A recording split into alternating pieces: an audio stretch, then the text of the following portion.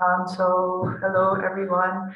I'm Alyssa Fontanilla. I'm a second year PhD student, co-supervised by Voita, Martin Wolf, and Simon Segar. And for my PhD project, I studied the role of plant chemical defenses and phylogeny in terms of insect-mediated Janzen-Connell effects. So my research has three main goals. First is to examine how chemical defenses evolve in closely related plants. Second is to look at the relationship and possible trade-offs between direct and indirect plant defenses. And third is to assess the role of or how plant chemistry and phylogeny shape insect and plant community structure. So for the project, I'm working on our study system is focused on three plant genera, Ficus, Macaranga, and Syzygium, and they're associated insect herbivores in three sites in Papua New Guinea.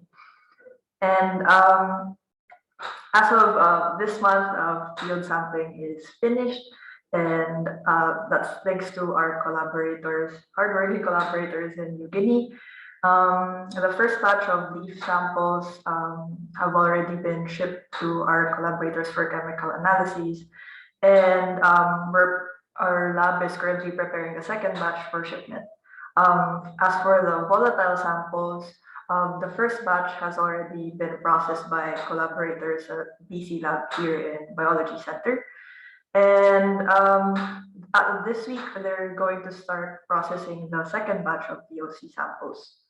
As for the third and last batch of samples, we're hoping to receive them either this month or by next month from PNG. So while waiting for samples and also dealing with COVID and long COVID issues, I worked on two manuscripts which were based on previous studies on the chemistry of caterpillars, of specialist and generalist caterpillars in tropical and temperate systems. So for the first manuscript, we looked at the specialist moth Asota and its ficus host plants in New Guinea.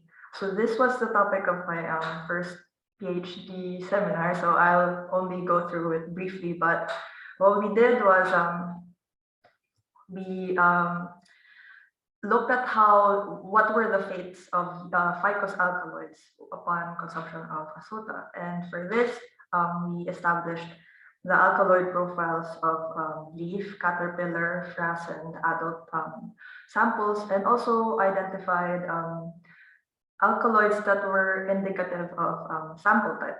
So this manuscript, I presented it at the symposium on insect-plant interactions last year. And we're now working on revisions so we can have it resubmitted to the Journal of Chemical Ecology, maybe this month or next month, hopefully.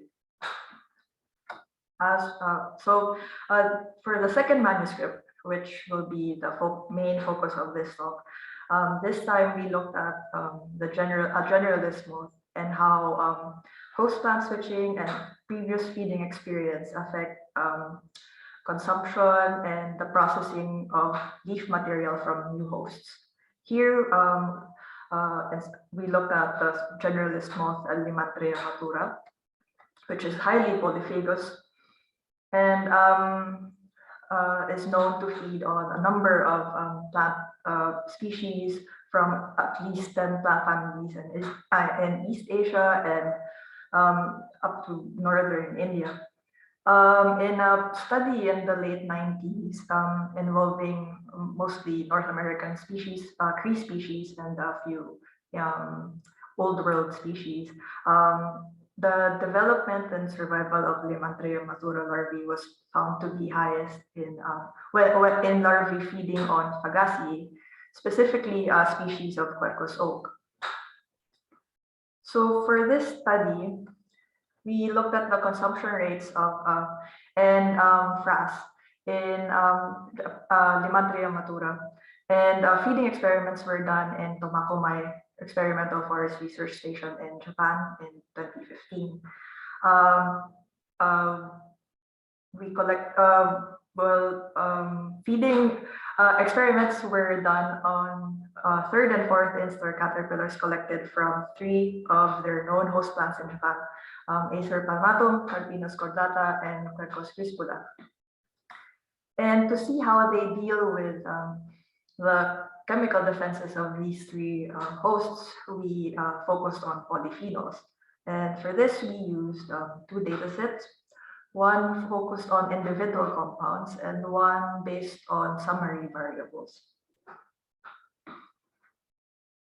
So the experiment has 3 parts. For the first part, it focuses on the host plants. And here we try to establish that the 3 host plants do have distinct polyphenol profiles. So for this, we did ordination analyses for starting with PCA for initial data exploration. And then we did RDAs with the plant species as explanatory variable. And then for significance testing, we computed the adjusted R-squared and did ANOVA. And our results show clear groupings for each of the 3 species for both compound and summary-based data sets. And species was found to explain high significant amount of the variation in our system. So for the second part here, we focus on FRAS. And we reared 5th instar, Limandria matura, on the same hosts, on the same host species that they were collected from in the field. We then collected their FRAS to establish their polyphenol profiles.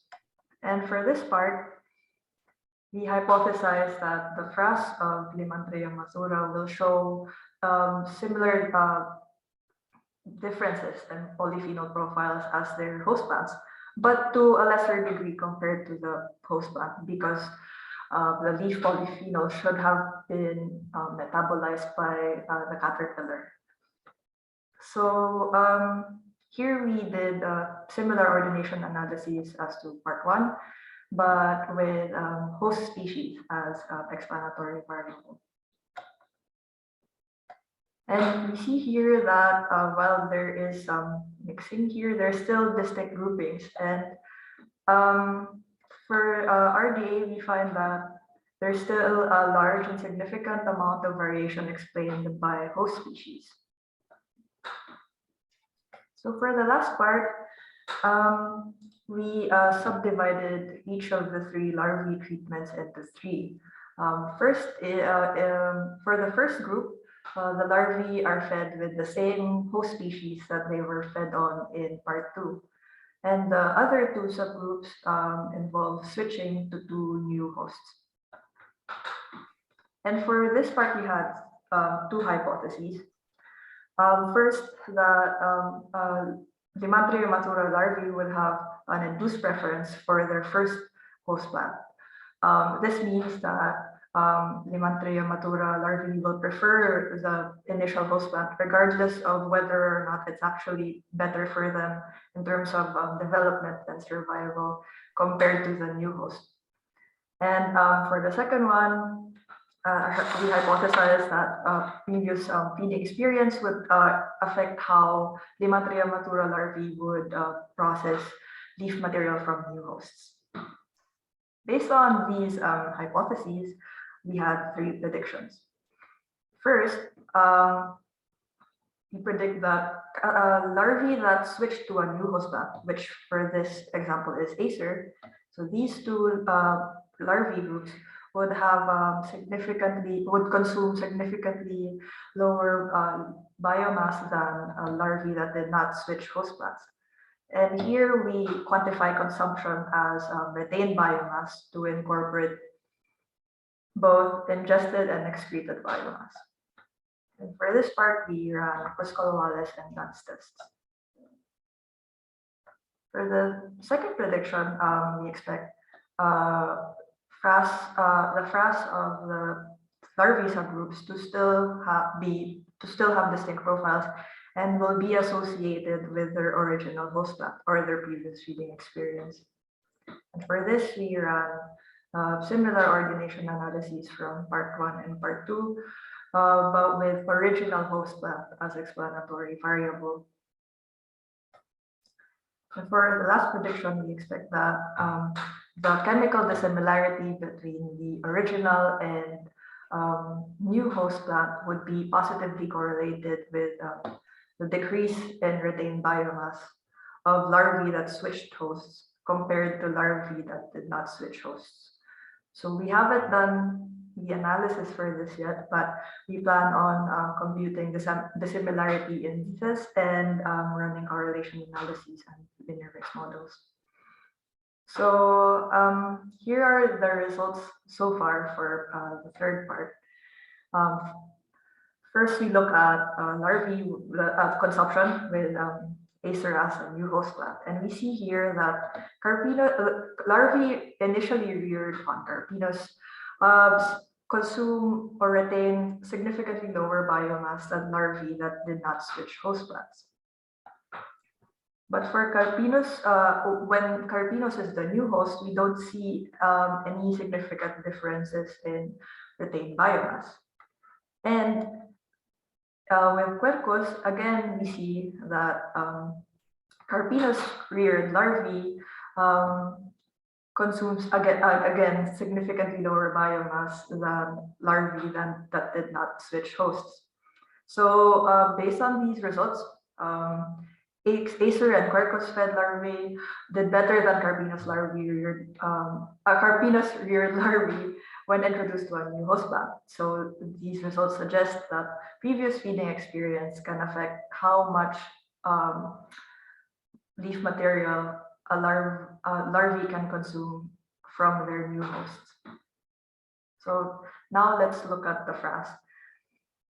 And again, we do not see a general pattern across the new hosts. So for larvae switched to Acer, we see that in the PCA and the RDA, there's a bit of grouping, and our significance testing also show that origin of previous feeding experience explains a slightly small but still significant amount of variation.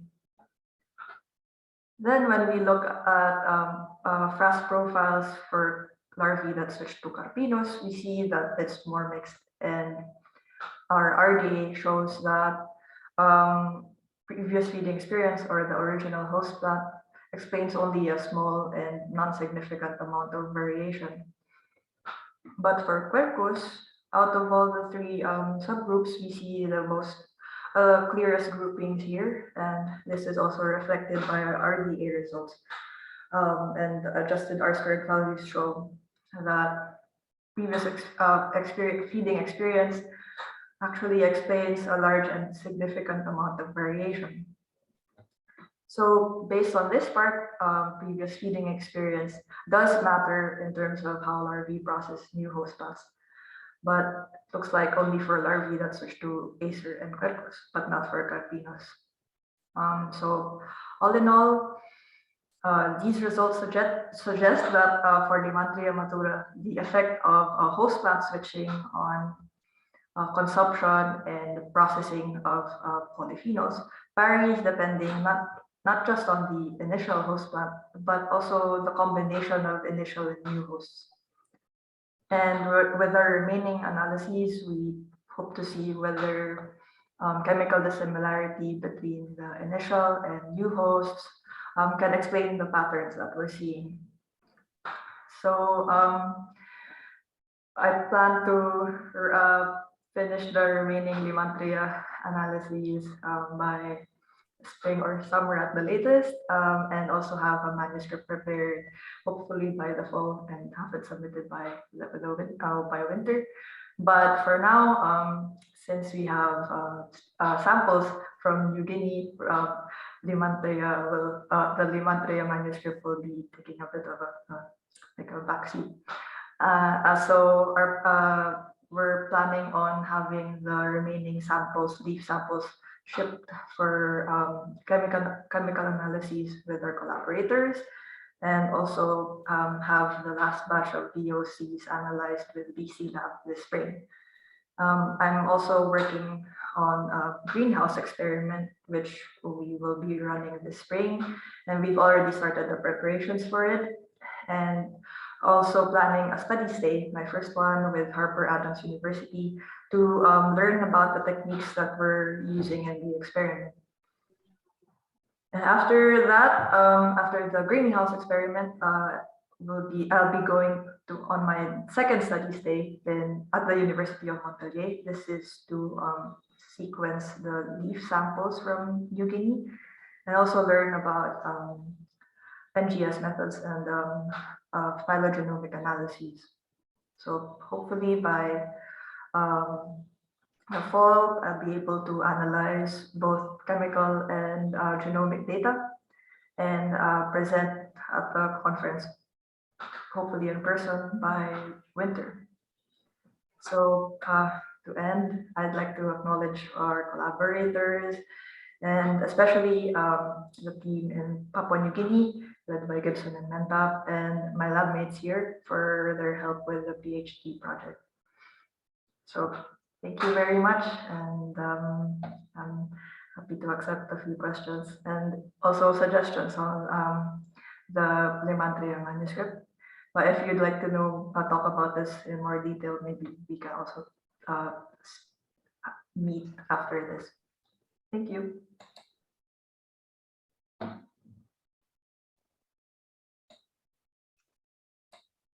Sorry, yes. So thank you, Alyssa.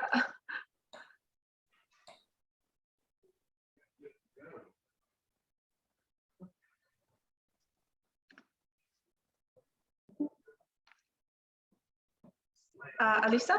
Yes? Yeah, oh, sorry. I was thinking that you froze. Oh, no. Okay, thank you. Thank you for the nice seminar. It was really interesting, really nice experiments with the cross-feeding. I actually didn't know that you are working on this. It's pretty, very interesting for me. And I would like to ask people if they have comments or questions towards your work.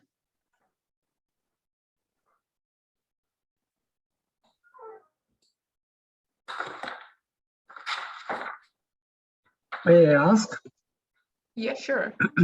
Alyssa, I would like to know the intraspecific variation. Maybe in the first experiment, the simple one, you had cloud of red points which referred to, I don't know, the quercus, maybe this one. This one, I think. Maybe. So my question is, these samples from host plants, are they paired with the next samples of the frass of caterpillars? Is it always one plant and caterpillars from this particular plant? So for part one, maybe Martin can correct me if I'm wrong on this. Pak jestli bys mohla přece jenom dorazit. So there's actually fewer samples for individual trees. So it's not an exact match. I mean, the number of points for part one doesn't completely match the part two. But but I think maybe Martin can explain a bit more about this. Mm-hmm. Yeah, maybe I can. So actually, like here, what you can see is like each dot represents one individual tree. And the idea of this first step, when Alyssa analyzed the chemistry of the leaves, was to actually show that indeed we selected hosts that really differ in their chemistry, because of course it would be pity to actually work with trees that have very different chemistry. So, you know, this is let's say like a background data set, and it includes broader set of the trees, but the trees that were later used for feeding are also included here. And again, the idea was to show that, you know, like these trees we used for feeding fell well within the variation typical for the species, so we didn't work with some outliers. My question was because of like if the particular tree was in the upper left corner of this ordination, whether the frass content of the caterpillar from this tree will be also in the upper left corner or something like this. Okay, so actually in the second phase, we fed the caterpillars with only one individual per each tree species, because we wanted to minimize the variation between trees. And actually these caterpillars are coming directly from the tree. So like from that single individual, we didn't sample them across multiple individuals, because already you can see that we worked with loads of caterpillars to have a lot of replicates, and there is still quite a lot of variation between caterpillars, and we didn't want to introduce the variation between different host individuals in the picture, because then it would be really like messy, maybe, and or we would need many more replicates. Sure, thanks. Good.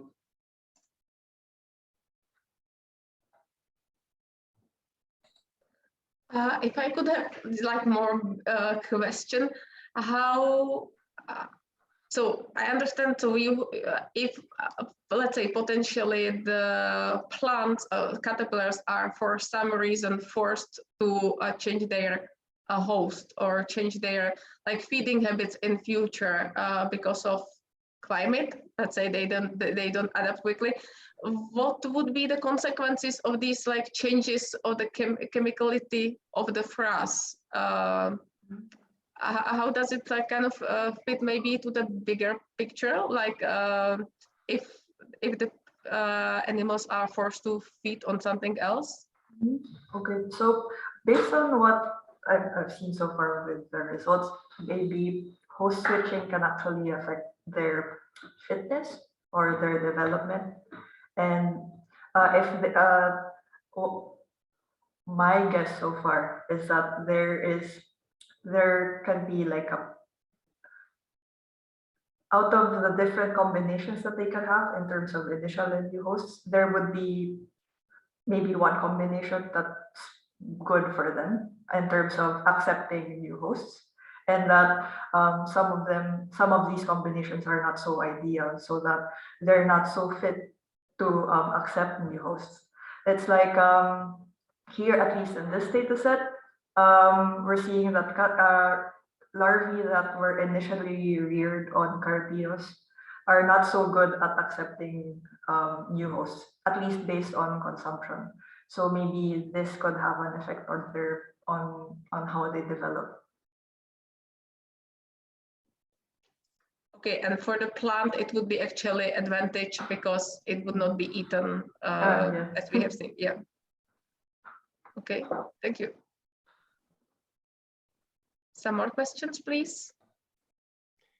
I have more general question. Limantria is example of the extreme group of insects feeding on a large number of families, and we have them appearing in some beetles as well, and you know, other groups where majority of insects is much more specialized, usually within a single family. Is there any kind of sense of you know, how these extreme generalists differ by, you know, handling the plant defenses from the rest? This is more general question, not, you know, based on literature more than your specific study. I hope I got it right, but you mean how do generalists deal with the chemical defenses of a wide variety of host plants? I'm not so sure about this, but I think that they deal with their physiological adaptations allow them to something about their physiological adaptations allow them to deal with this. Maybe it could be that they also are able to excrete these defenses more easily, and so it's not in their system for as long as maybe less adapted herbivore would. But for the specifics, though, I'm not so sure. But I would really be interested in talking about this in the paper. Okay, so what you're saying is that basically we don't know, because what you said was sort of, yes, of course they have to have some mechanisms to deal with that, but what they are is probably still question. But I think this is also why it's interesting to look at the FRAS. I mean, for what I've read so far, I haven't seen, in terms of host switching, I haven't seen a lot of studies that actually look at chemical basis of switching. So maybe, yeah, it would be interesting to see this for other generalists and pests as well. Okay, thanks.